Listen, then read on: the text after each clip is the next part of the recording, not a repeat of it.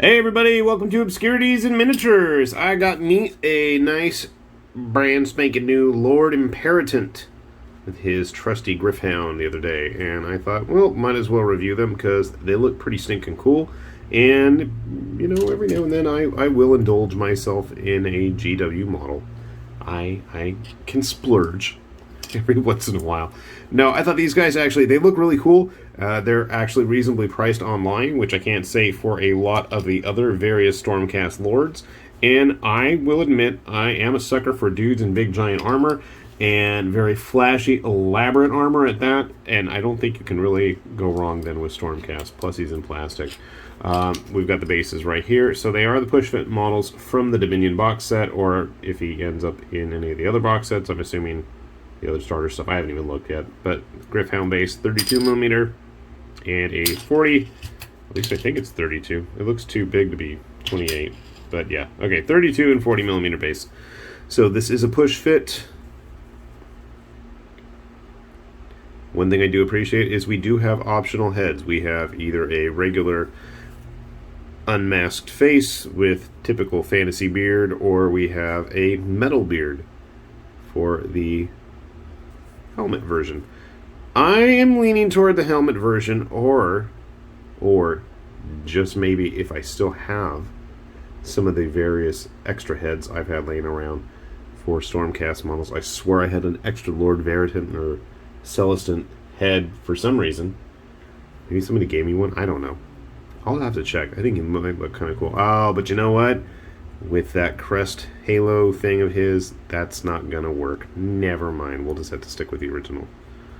I'm not sure what this... I guess that's just a little base bit there.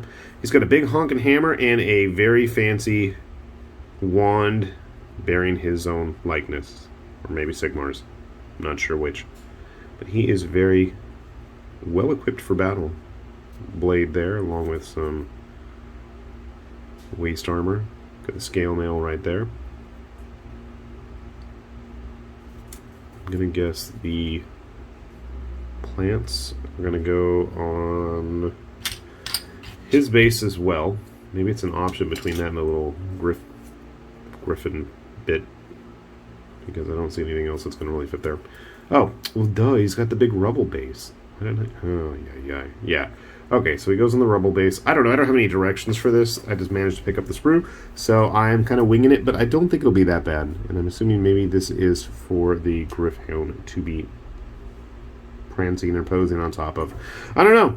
Why don't you guys give me a sec? I will attempt to figure this out on my own, and I swear I'm not going to go look at Google or Reddit or anywhere like that and cheat. I will try to do it 100% on my own, and if I do have to peek, I will admit it, and I will let you know. But I don't think it'll be too bad. So, sit tight, I'll get it built, grab some Stormcast, and we'll see how they all compare. Alright folks, we got our Lord Imperatant all put together, or at least mostly put together, and I gotta say, while I'm not currently 100% satisfied with him, I know that by the time I actually glue everything into place, I certainly will be. This guy just exudes style. He really does. Got the flashy, halo thing. He's got the furs, he's got the feathers, he's got the capes, he's got the tunic waistcoat thing, he's got armor plating everywhere, he's got the griffin head, the fancy rod with his face attached to it. He's got his Galmaraz knockoff replica, whatever you want to call it here, that he's going to be wielding. He's got a nice little custom base as well. Just everything about this model really clicks with me. For whatever reason, as I was building him, it finally dawned on me. It really reminded me, as I knock him over, of the Custodes dude, Trajan Valoris. And I'm pretty sure it's just because, really, he's got the animal head, hopefully in focus there, as well as the furs and stuff adorning his shoulders. But overall, I mean, he's really impressive looking. And yes, while he does have that little extra base topper there, I mean, he is quite a tall model. Now, I didn't like the fact, and the reason I said I'm not 100% happy with him yet, is that things don't attach as neatly and nicely as they need to push fit wise, as you can see right here.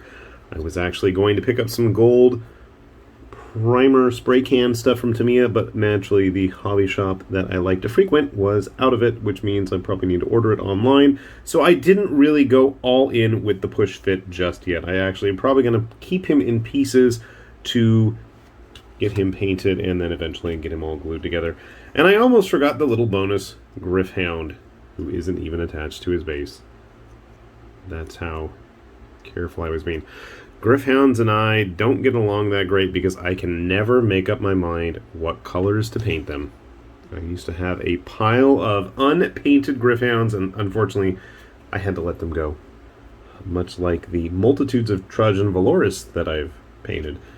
I would have loved to have had one for comparison with our Imperatant Lord here, but unfortunately I've let every one of them go to help fund this channel. I like painting that model. Maybe I need a fourth one at this point. I don't know. So grabbing some actual Stormcast models to accompany our Lord Imperatant here. And yeah, despite that base, I mean, he really does have a lot of presence there. He definitely is a nice stand-in for me, at least for the time being, until we get the new cool-looking Stormcast hero who's got all the swagger, carrying the big old hammer. It kind of rhymed.